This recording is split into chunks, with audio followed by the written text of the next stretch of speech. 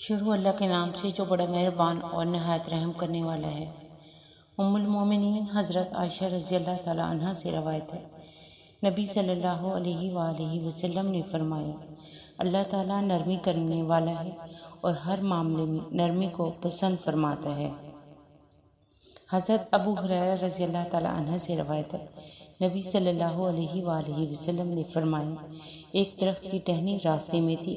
اس سے لوگوں کو تکلیف ہوتی تھی، ایک آدمی نے اسے ہٹا دیا تو اسے جنت میں داخل کر دیا گیا۔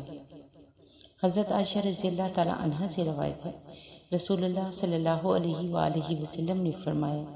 مجھے جبرائیل علیہ السلام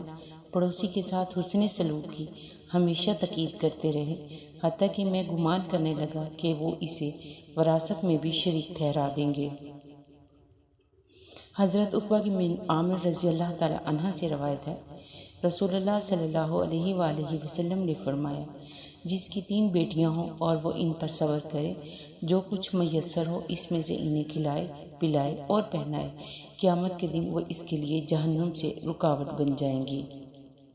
حضرت ابو دردہ رضی اللہ تعالیٰ عنہ سے روایت ہے،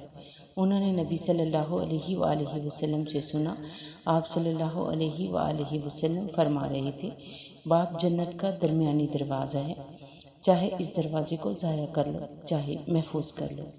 ویڈیو اچھی لگے تو چینل کو لائک اور سبسکرائب کریں تاکہ اس طرح کی معلوماتی ویڈیو آپ کو بر وقت ملتی رہیں۔ شکریہ۔